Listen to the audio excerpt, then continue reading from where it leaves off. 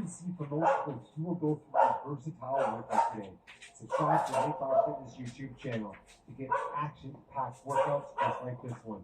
Today's session is a 20-minute heavy bag workout to get you fit, where I take you through the entire session and we have fun getting it done. Love up, hang with the heavy bag. If you don't have gloves, you can shadow box. Make sure to check out the ultimate 20-minute heavy bag workout series for weight loss, which will be coming up after this one. Let's go, guys. The warm-up starts right now. All right. Let's go. Your warm-up is coming up first. Let's get it done. Drop the jab. Let's go. Easy work. Take a 30% effort to start. Working the number one. Not out in the cross. The 1, 2. Jab cross. Those hands up. Really relax. Get that heart rate and add in a rehook. The 1, 2. Before you make contact. Move a little bit. The jab cross.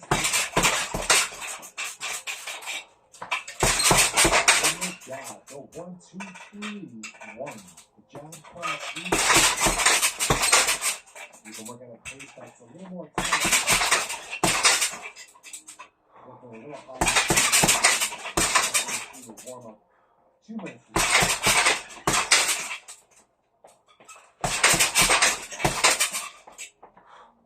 You have the 1,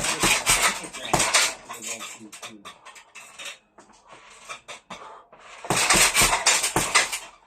1, 2, 3, 1. Triple jab. Keep working. Change up the combination. 1, 2, 3, 4. Get your jab, cross, rehook, rear hook. 1, 2, 3, 4. I don't know. 1, 2, 3, 4.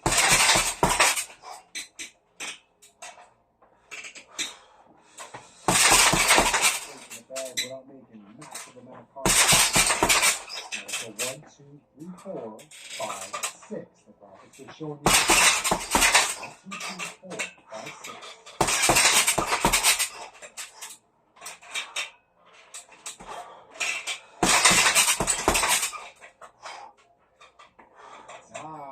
Good work. Breathe. Relax the shoulder. Getting ready for your first official round. 30 seconds. First rest.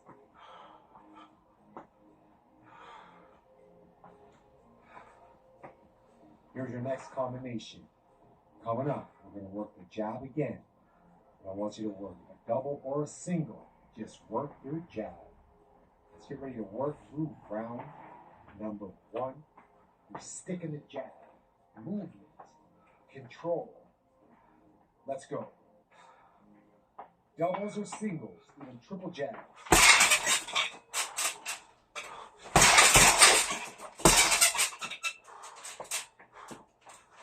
Keep working the jab. You're looking doubles, singles, triples. Head movement. Speed, power.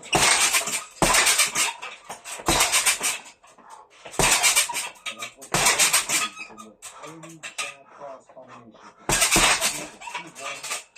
2, 1, 1, 1. Working in and out with the jab, or straight punch.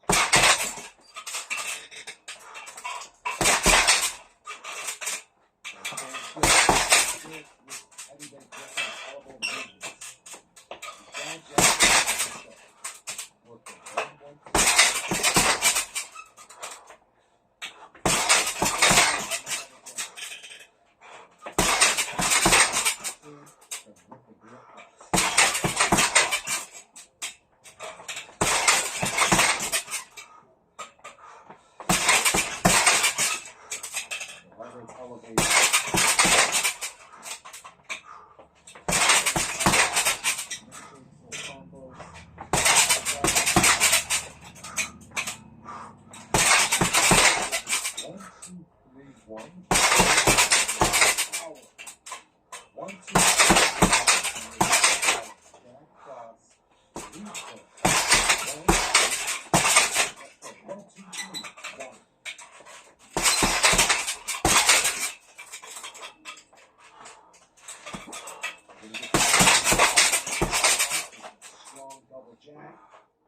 1, 2, 3, 1. Jack. Left to the ring.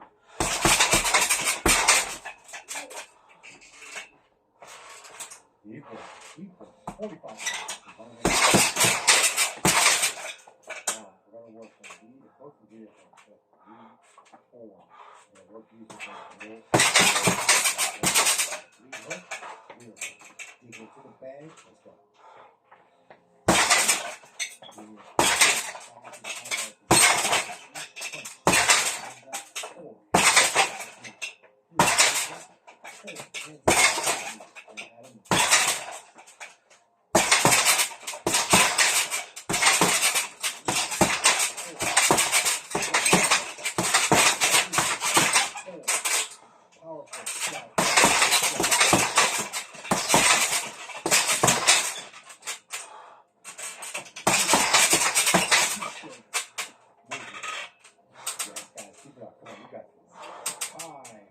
Let's get ready for round number 2. The heart rate down between rounds.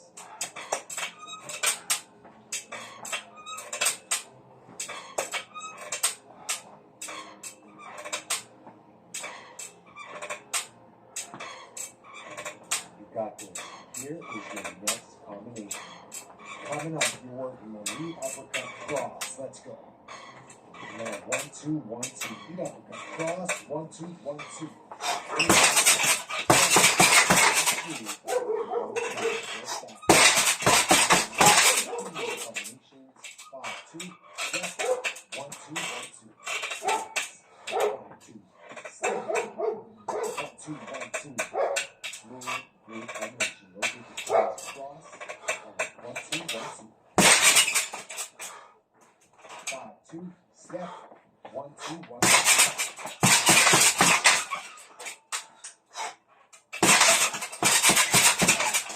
Step.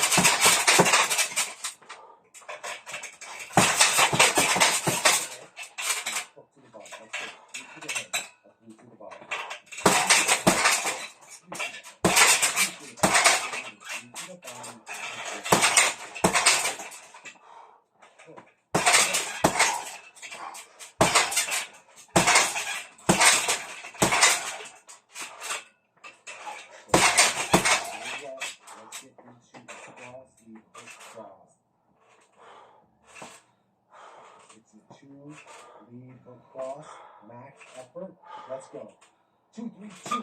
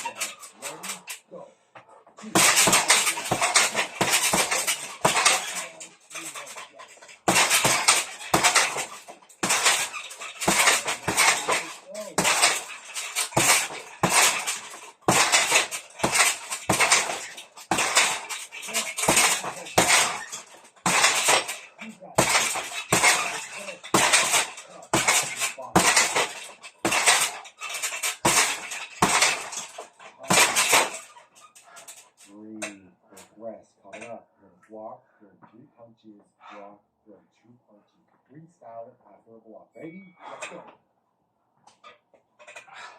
Block. 3 punches. Block. 2 punches. 3 punches.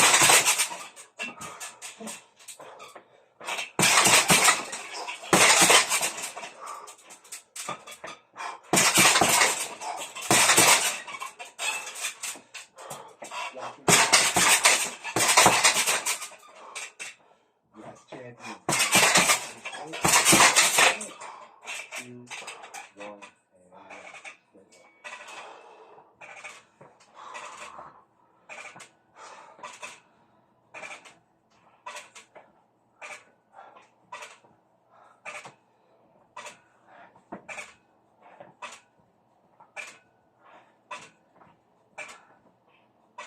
30 seconds.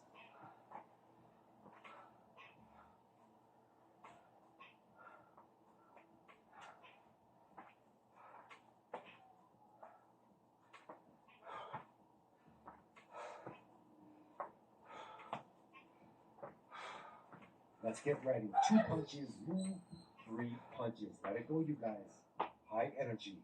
Ready? Let's go. 2 shots, move, move.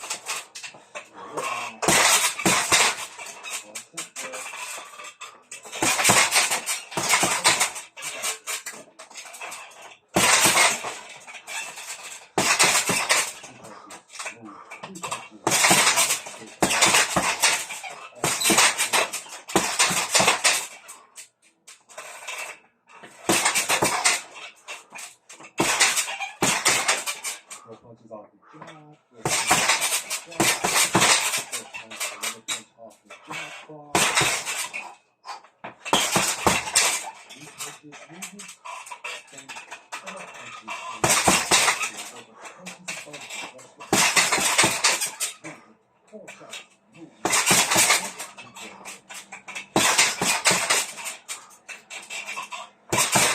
Coming up, we're going 6 straight. Are you ready? Let's go. Straight punches. 1, 2, 3, 4, 5, 6. Hook. Straight punches. 1, 2, 3, 4, 5, 6. Hook.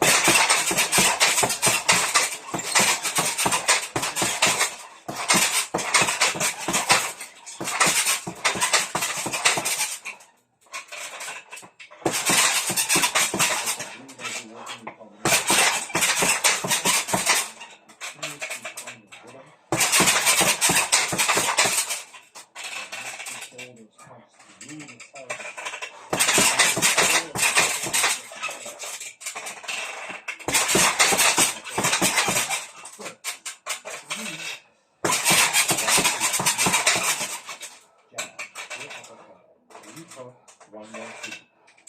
1, 6, 3. 1, 1, 2. Let's work.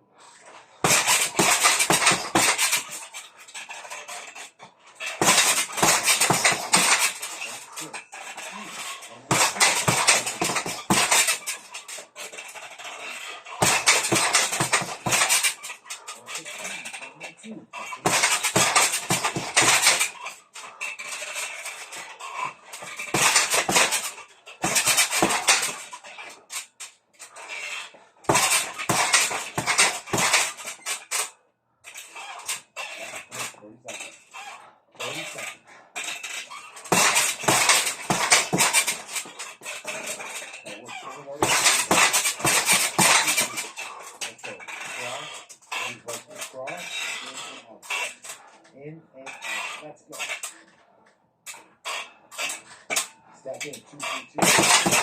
Step in, 2, 3, 2. Step out.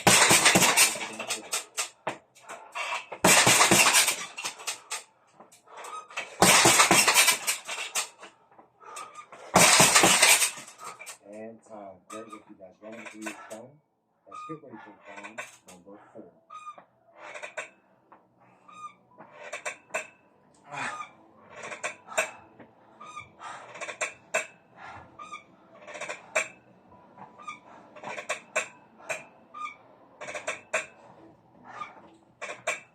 30 seconds to round number 4.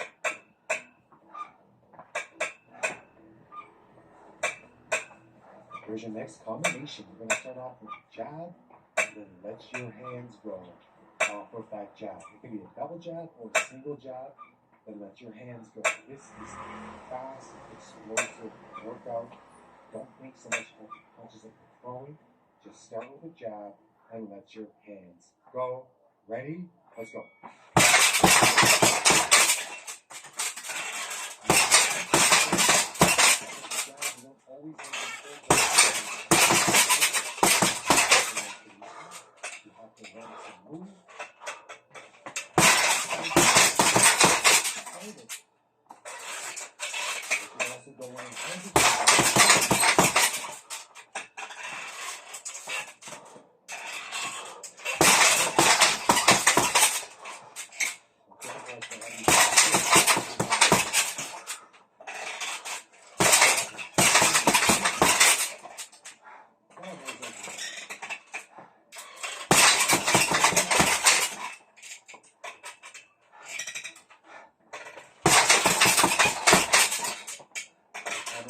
1, 2, 2, 3.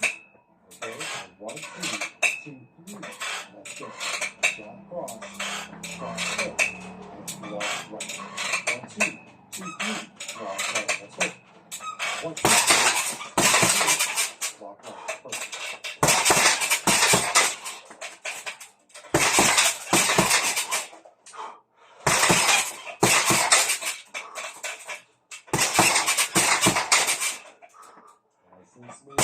Smooth. Opposite. 1, 2. Look 5. Let's go. 1, 2. 1, 2, 3. 7. Walk right. Look 5. Beautiful combination. Practice and often feel the smooth rhythm of this combo. Movement after with the drags.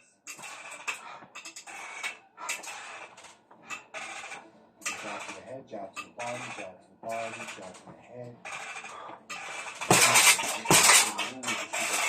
This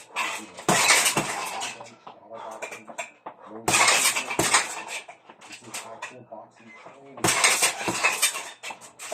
And time. Let's do one more round. Coming up is round number 5.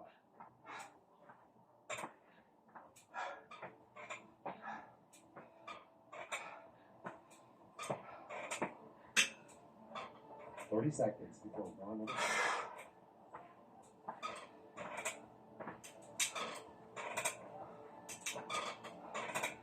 Your next combination, we're going to work straight punches, max effort. We're going to finish this workout strong. Challenge your fitness, challenge your output, challenge your intensity. Coming up with a 1, 2, 1, 2, 1, 2 non-stop straight punches. 3, 2, 1, go.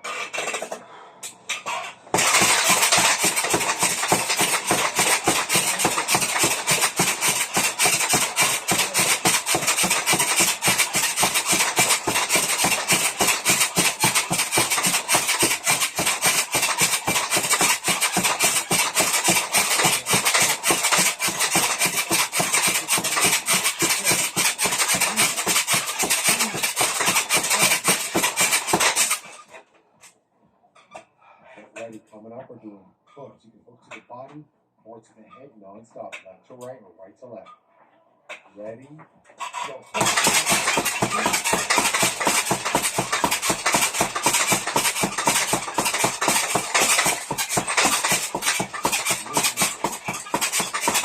Move.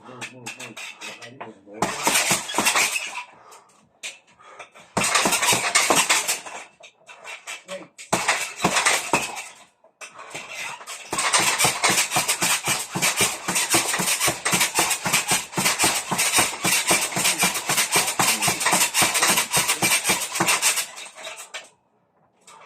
Hooks are coming up. Let's go.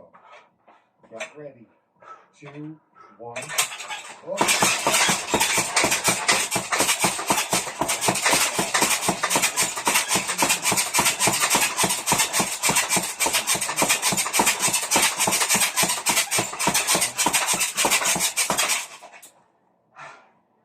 And do this workout often. Make sure you subscribe to the Rebound Fitness YouTube channel.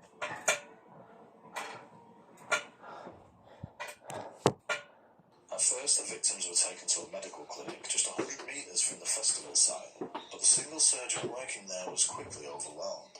Less than an hour later, symptoms were getting much more severe. Some had seizures, others fainted, and one young girl's face swelled so badly she was described as looking like a balloon with eyes. It was now a race against time. At 7 o'clock, ambulances were called for, and paramedics rushed back and forth until more than 60 individuals were admitted to hospital. At 8:30 p.m, an on-site investigation was carried out into how the curry was cooked and stored, and samples were taken to be tested. At midnight, a press briefing was held. Given the symptoms of the afflicted, they were looking at a probable case of mass food poisoning. In In recent months, there had been widespread E. coli cases, but this was on a scale unlike anything Japan had ever seen before. A total of 67 people ate the curry. All of them got sick. At 3:03 a.m., the curry claimed its first life. Takatoshi Yanaka, the 64-year-old chairman of the local residents' association and main organizer of the festival. His wife had earlier found him on the sofa clutching his chest. His blood pressure plummeted and never recovered. It led to cardiac arrest despite the best efforts of the medical staff. By now, something just didn't add up. Food poisoning bacteria aren't likely to survive in a food that was cooked for several hours, like the curry had been. Not only that, but the symptoms had come on after just a few minutes. This is much faster than any known cases of food poisoning. And Mr. Yanaka wasn't the only person whose blood pressure had dropped. It was now that they began to wonder if the curry had been laced with a poisonous substance. Some sort of agrochemical, perhaps. But at 6:30 in the morning they had an answer, when traces of a compound that indicated the presence of cyanide was found in the vomit of a number of victims. As they feared, investigators were now looking at an indiscriminate murder case. And it wasn't over for the victims. At 7:35 a.m, a second person died, 53-year-old Takaki Tanaka, vice chairman of the Residents Association. Then tragically at 7:54 in the morning, a third life was taken, a 10-year-old boy named Hirotaka Hayashi. At 10:54, the poisoned curry claimed its fourth and final victim, 16-year-old high school student Miyuki Tori. Of the 67 people who ate the curry, 4 died and 63 were hospitalized. This was now a case of indiscriminate mass murder, and the attempted mass murder of potentially over 100 innocent people using cyanide. But who would commit such an utterly evil act? Police asked around the neighborhood, and the communal finger was very quickly pointed towards one woman, Masumi Hayashi. Why? Well, firstly, let's talk about how the curry was made. It had been prepared and cooked by around 20 women from the Residents Association and was finished at noon. The 3 pots were then placed on a covered driveway next to where the festival was held. Here they were kept boiling for 3 hours under the watch of 5 women. One of these women was 37-year-old Masumi Hayashi. According to a number of witnesses, Masumi was the only person left alone with the pots, and the only person who had the opportunity to poison the curry. This was for a period of 40 minutes, between 12:20 and 1 p.m. During this time, one young witness reportedly saw her acting suspiciously, circling the pots repeatedly, like a bear. She was seen carrying a blue paper cup and opening the lid of one of them, all the while apparently checking her surroundings. Not only that, but the other women who tended to the curry ate it. Masumi and her family had none. In fact, they didn't even attend the festival at all. While it all unfolded, they were having fun at a nearby karaoke box. But who is Masumi Hayashi? She was born in 1961 in a small fishing village south of Wakayama City. Her father was a fisherman, her mother was an insurance agent. After graduating high school, she began studying nursing in Osaka. In her second year at nursing school, Masumi, 19 at the time, met Kenji Hayashi, who was 16 years older. He was a married man who ran a termite extermination business. They eventually started dating. He spoiled her, and they married in 1983. They went on to have 4 children, 3 girls and a boy. Masumi abandoned nursing, instead following in her mother's footsteps to become an insurance saleswoman. In 1995, 3 years before the curry poisoning incident, the couple moved to Sonobe. They purchased the largest house in the area, a detached home with a huge landscaped garden beside an idyllic stream. They paid 70 million yen, money they'd received after Masumi's mother died of a brain hemorrhage. But the couple never really fit into Sonobe, and they never tried to either. They made no effort to befriend locals at all. The only people who came over to the house were friends from outside the area, for mahjong gambling parties. Kenji was regarded as impatient. Masumi was seen as unfriendly, reserved, and prone to fits of rage. In the 3 years she lived there, she never tried to communicate with anyone, so she was never accepted into the community. She didn't even let her children play with other local kids. The Hayashis were said to be obnoxious, and their source of wealth was hard to explain. Though Masumi still worked as an insurance agent, Kenji retired soon after moving to the area. the result of some vague accident. Yet they had the largest house in Sonobe, along with a flashy BMW. According to a number of her neighbours, Masumi drove aggressively, honking and gesturing at anyone on the roads who slowed her down. On top of all this, she was also allegedly seen dumping household waste in the stream by the house. But just because Masumi wasn't liked doesn't mean she was guilty of murder. Why would a hard-working mother of four poison an entire community anyway? It made no sense, and there was no evidence to suggest she had, so no arrest was made. Still, that didn't stop the media circus and witch hunt that followed. With the suspect now in their sights for what appeared to be an indiscriminate mass murder case, the public's interest and media frenzy reached tremendous heights. Reporters surrounded the Hayashi home 24 hours a day, with helicopters circling endlessly above. If the family attempted to go out, they were swarmed by photographers. They couldn't go shopping. Their children couldn't even attend school. The Hayashis became prisoners in their own home. And the invasion of privacy went to extreme lengths. Reporters stole their mail and climbed ladders to film inside their house, even capturing footage of the children's bedrooms. The case became an obsession in Japan. This is the most infamous clip. Masumi defiantly spraying reporters with a hose. The media loved it. They used it to paint her as some sort of maniacal sadist. But despite the pressure, Masumi didn't shy away from questions. In fact, she participated in a number of interviews, tearfully protesting her innocence. But let's get back to the investigation. The chief physician at the critical care centre at the nearby Osaka hospital wasn't convinced the poison was cyanide at all. He said this: "As for the poisoning process of cyanide compounds, it takes 5 minutes when inhaled and 30 minutes when taken orally. If a victim could survive for 1 hour after taking it, there should be no threat to life. However, in the current case, the victims died 1 day after symptoms were observed." Basically, if it had been cyanide, they'd have died much more quickly, or not at all. But if it wasn't cyanide, and it wasn't food poisoning, what was it?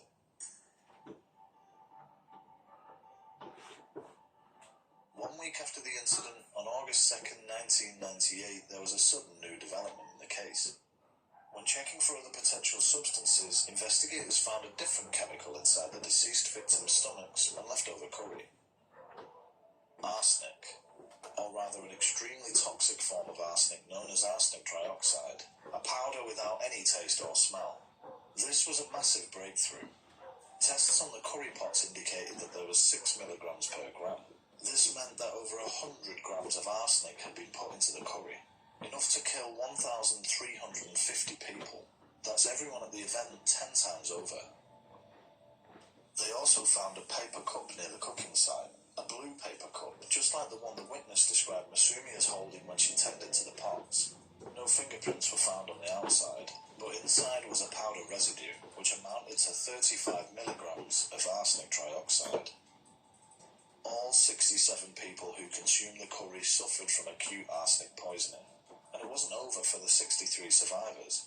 The brutal effects of the virulent chemical lingered on for weeks, and many of them suffered permanent nerve and skin damage. Within the first 2 weeks, virtually everyone experienced nausea or diarrhea, but many experienced weakness, headaches, bleeding eyes, facial swelling, rashes, peeling skin, and even abnormal heart rhythms. 30 of the victims were children. To make matters worse, the case caused such a sensation in Japan that it appeared to trigger a wave of copycat poisonings. In the months following the Wakayama incident, the country was plagued by more than 30 more seemingly random, motiveless poisoning incidents. One 58-year-old man died after drinking a can of oolong tea bought from a supermarket. A small hole was discovered in the base of the can. Someone had injected cyanide into the tea, taped over the hole, and placed the can on the supermarket shelf. And it wasn't the only can. Another man luckily spat the drink out because it tasted bitter. On the very same day, a taxi driver was hospitalised after drinking a bottle of pesticide-laced juice he'd found in the tray of a vending machine. Hundreds of miles away in the city of Niigata, a man hospitalised 10 of his colleagues by poisoning the office water container with sodium azide, a rare compound used in airbag production. And in a school in Tokyo, a 14-year-old boy suffered severe damage to his throat when his weight loss medicine was contaminated with toilet detergent. a 15-year-old girl was arrested and confessed it was a prank inspired by the Wakayama incident. By October, no one had been arrested for the curry poisoning, and much of Japan was living in fear. In fact, each year at Kiyomizu Temple in Kyoto, a Chinese character was famously chosen to symbolize the past year. The character chosen to represent 1998 was poison. On October 4th, the press caught wind that police were finally making preparations to arrest Masumi Hayashi, and so an enormous media circus set up camp to wait, and several news helicopters circled above to capture the moment Masumi was apprehended. The reason for her arrest? Attempted murder. And to everyone's shock, it wasn't for the curry incident. Investigators had discovered that an acquaintance who'd recently dined at the Hayashi residence had been hospitalized shortly afterwards, and it turned out he'd been insured by a dummy company operating from the home. Masumi had claimed almost 6 million yen in insurance claims for his medical care. In his hair was traces of arsenic. Both Masumi and Kenji were arrested, and this was just the beginning. The deeper investigators dug, the more Masumi's insidious past revealed itself. On October 26th, whilst in custody, Masumi was rearrested for a second attempted murder and the attempted insurance claim on another acquaintance. He too had arsenic traces in his hair. On November 18th, both Masumi and Kenji were both rearrested. It turned out the ill-tempered insurance saleswoman and her husband had made a few more insurance claims themselves, mostly the exaggerated injury types. She'd been cooking spaghetti and splashed hot oil on her legs, but claimed she'd fallen from a bicycle into a fire pit. And Kenji used a convenient fall he suffered at an inn to make a false claim on a supposed motorcycle incident. In total, the couple pocketed over 150 million yen in the years that followed.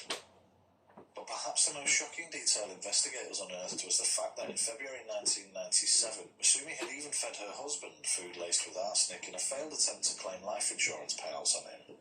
Friends of hers told police that she'd openly fantasized about poisoning her husband and claiming insurance for many years. He never fully recovered. Now we know why Kenji retired, and it was clear how they had so much wealth. Their lives were just non-stop insurance fraud. Oh, and speaking of Kenji's job, in case you've forgotten what he did for a living before his unfortunate retirement, he ran a termite extermination company. The chemical used to kill the infestations, yep, you guessed it, arsenic trioxide. Masumi had easy access to the substance. So her house was searched, and samples of arsenic trioxide were taken from plastic containers in her home that had previously been used by Kenji's business. Analysis determined that it was chemically identical to that which was found in the curry. Arsenic was also detected in Masumi's hair, which was proven to have come from around the period of the incident. The evidence was piling up. And off the back of this evidence, still in custody charged with 7 other offences, Masumi was rearrested on December 9th, 1998, and finally charged with multiple counts of murder and attempted murder for the Wakayama curry poisoning incident. More than 5,000 people tried to get tickets to attend the trial. Wakayama District Court even renovated the gallery, so it was capable of holding 80 seats instead of the previous 50. Many of these seats went to the media, who bought them from members of the public. Japan was gripped by the trial of Masumi Hayashi, which began in May of 1999 and lasted 3 years and 7 months. She admitted to the insurance fraud but maintained her innocence when it came to the poisonings. Prosecutors submitted about 1,700 pieces of evidence, but out of all of this evidence there was no proverbial smoking gun, nothing solid or tangible that proved her guilt. What evidence they did have was inarguably circumstantial. According to Masumi's defence, the arsenic in her hair could have been carried by steam from the curry after someone else poisoned it. And of course the substance in her home was found to be identical, because most of the arsenic in Japan comes from the same factories in China. And as for the eyewitness testimonies, well, they weren't exactly reliable. One key witness described a woman with longer hair and different clothes from what she was actually wearing that day. But given the years of insurance fraud, Masumi had what prosecutors described as deep-rooted criminal tendencies. There was a minute-by-minute recreation of the events of the day, and it was determined that no one else had the opportunity to poison the curry that all of the women ate, apart from Masumi. Whilst circumstantial, this evidence was still pretty damning, but they still needed a motive. What exactly would drive someone to commit indiscriminate mass murder on such a scale? It was initially reported that the motive was financial, as was the case with all Masumi's other charges. But this case was different. There was no money to be made. This was soon disregarded as a motive. The motive the prosecution went with was revenge, and the community for having shunned Masumi and her family. They said that Masumi was angered by the other women at the covered driveway because they were alienating her, and so in an act of revenge, when she was left alone with the pots for 14 minutes, she made the short walk home, gathered more than 100 grams of arsenic in the blue paper cup, went back to the driveway and mixed it into the curry. The toll of the trial was too much for Masumi to bear, and in May of 2000 she was placed on special watch. After reportedly swallowing metal nails she'd taken from a broom in her cell, she suffered minor injuries to her throat. Apparently she'd exhibited growing signs of a nervous breakdown as the trial went on. Later that same year, following a separate trial, Kenji Hayashi was sentenced to a prison term of 6 years for his part in the insurance frauds. Masumi was sentenced 2 years later, on December 11, 2002. Out of the 8 charges against her, she was found guilty of 7. 3 counts of attempted murder for poisoning her husband and the 2 acquaintances, 3 counts of insurance fraud, and she was found guilty of the curry poisoning crime. The court acquitted her for 1 charge of attempted murder which took place in 1987. Masumi Hayashi was sentenced to be hanged for the crimes. The judge described the festival incident as cold-blooded, but dismissed the proposed motive of revenge. He said, "It is true that the defendant felt her neighbours were alienating her, but there was no evidence to support she was furious with them. However, the obvious lack of motive does not affect the court to logically conclude who was responsible for this crime.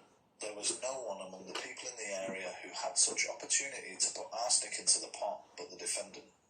Masumi Hayashi asserted her innocence unwaveringly throughout, as she does to this day.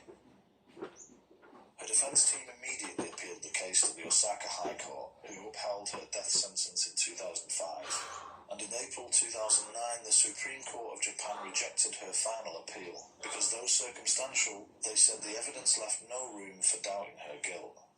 This effectively cemented Masumi's fate, unless her defense team can successfully petition for a retrial, which they're still fighting for to this day.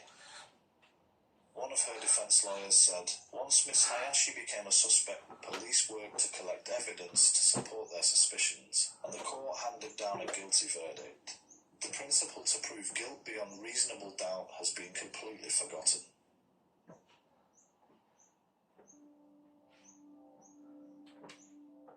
Following the arrest of both Masumi and Kenji, the walls of their home were scrawled with words like murderer and devil. The house was later destroyed by arson. It was never rebuilt. Instead, a park lies in its place. But not everyone is convinced of her guilt. In Japan, 9 out of 10 suspects confess. Masumi never did, despite months of hard interrogation. There are many people who believe this is because she is telling the truth. After all, the forensic evidence is dubious, and the investigation was bungled early on. There was the misidentification of substances, the fact Masumi faced a trial by media even before she was arrested, and perhaps most troubling is the complete lack of proven motive. Masumi's husband, Kenji Hayashi, was released from prison in 2005. He now lives alone in an apartment and still continues to support her. And public interest in this case was rekindled when Masumi's son recently began speaking out to raise awareness of the case and his mother's pleas of innocence. He wears a mask for this, a disguise due to the social stigma and animosity that relatives of criminals receive in Japan.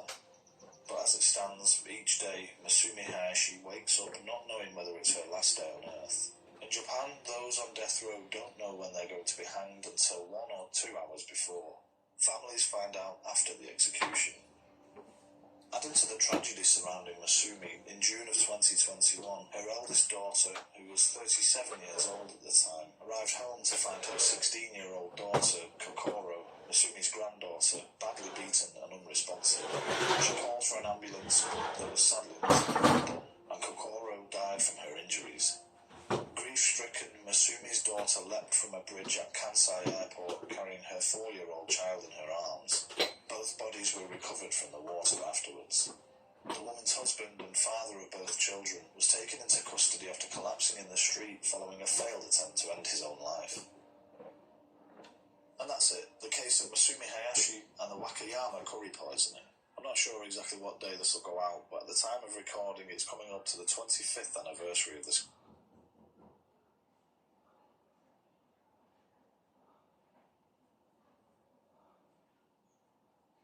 So I built some real ODM here.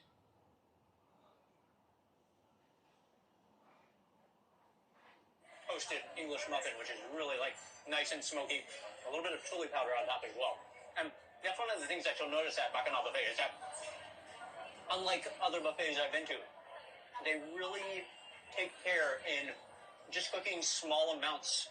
You don't get these giant portions of massive foods, small batches, individual portions, preserving the quality. The fundamentals of losing body fat are pretty simple. Set of habits that most people already heard of. Create a calorie deficit, get your steps in, lift weights, eat a healthy diet, get plenty of sleep, and then you repeat that over time.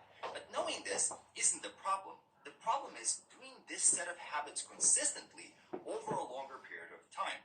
And in this video, I want to share with you my honest advice for getting lean and how to bridge that gap between knowing a bunch of information and actually doing it. So if you're looking to finally get to your goal physique this year, you came to the right video, so let's dive right into it. So the first thing we need to talk about are expectations and the reality of getting a lean physique if you're starting at a high body fat percentage. And the analogy that I like to use for this is climbing a mountain. So let's say you're starting at 30 to 35% body fat, getting down to 25% body fat won't be that hard. You'll be able to get there with some small changes. You control your portions a little bit more, you ditch the snacks, you reduce the alcohol intake a little bit, maybe add a daily walk, and lift weights a couple of times a week. That will be enough. You're at the beginning of the climb. You're well rested, you're motivated, the conditions are good, and at that stage of the journey, seeing results isn't that difficult. And the most important thing is just to dive in and get started.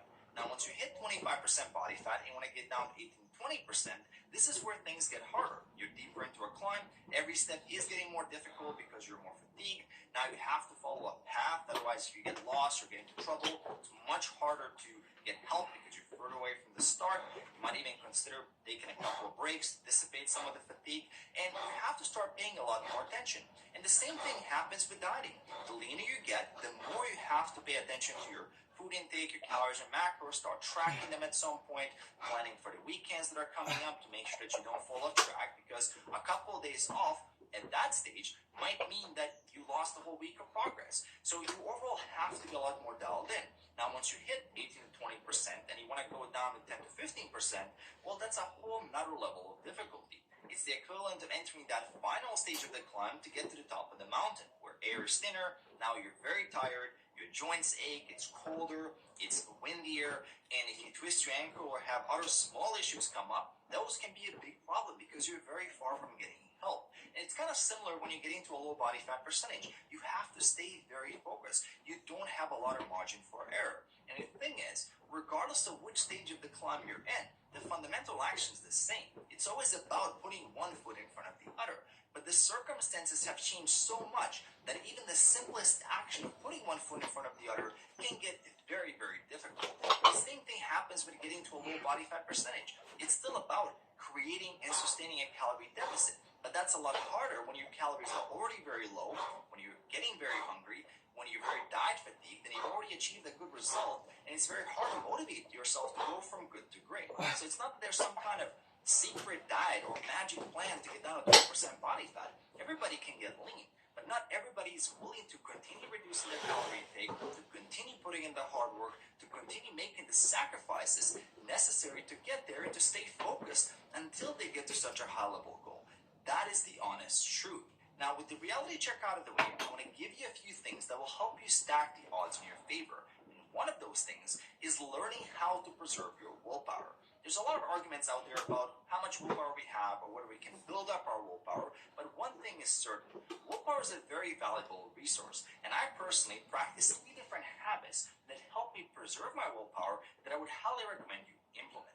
The first one is leveraging planning. It's about making decisions before the critical moment. From a nutrition perspective, I would call this doing a lazy diet, where you pick 5-6 different food choices for each of the macro macronutrients, your protein, carbs, and fats, then creating 6-7 different staple meals you enjoy, and then rotating those meals 80-90% of the time until you gain consistency and start building a lot of momentum. By deciding in advance exactly when, where, and what you're gonna eat, you save yourself a lot of mental energy and willpower. Now, the second thing I like to do is optimize my environment.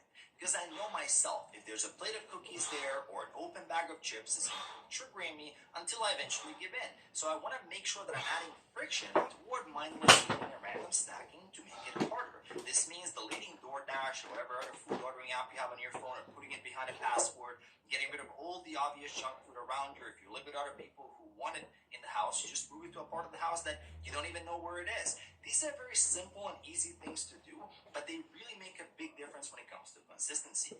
Now, the third thing that I would recommend when it comes to preserving willpower is work on your stress resilience and attitude.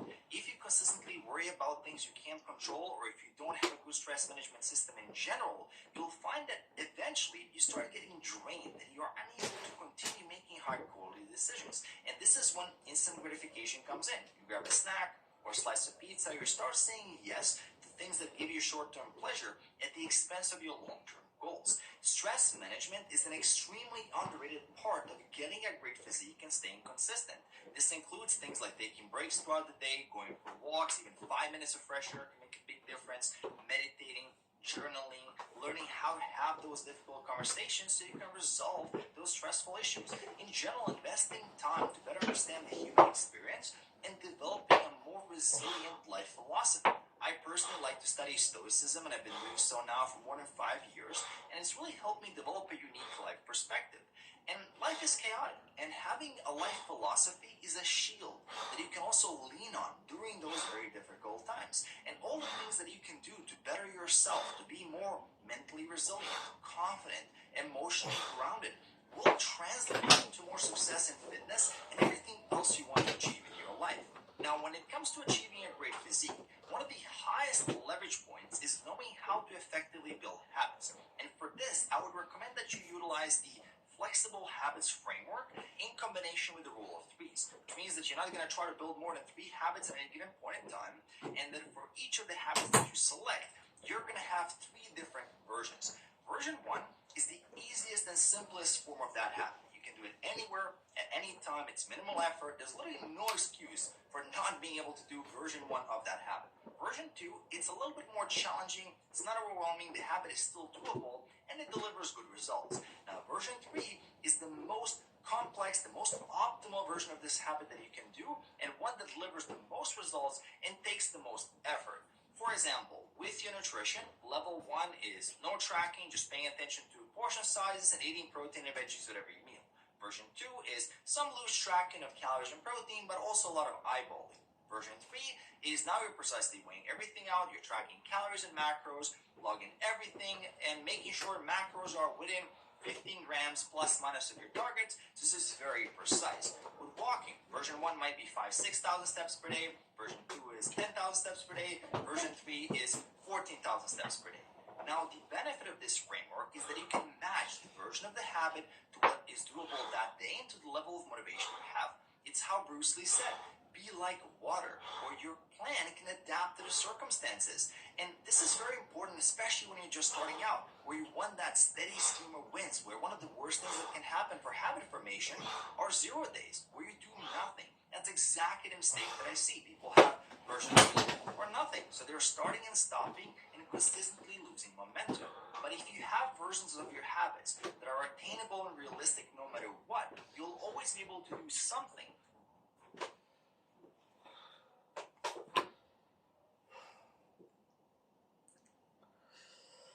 Psalm 138. I will praise you with my whole heart. Before the gods I will sing praises to you. I will worship towards your holy temple and praise your name for your loving kindness and your truth, for you have magnified your word above all your name. In the day when I cried out, you answered me and made me bold with strength in my soul. All the kings of the earth shall praise you, O Lord, when they hear the words of your mouth. Yes, they shall sing of the ways of the Lord, for great is the glory of the Lord. Though the Lord is on high, yet he regards the lowly, but the proud he knows from afar. Though I will walk in the midst of trouble, you will revive me. You will stretch out your hand against the wrath of my enemies, and your right hand will save me. The Lord will perfect that which concerns me. Your mercy, O Lord, endures forever. Do not forsake the works of your hands.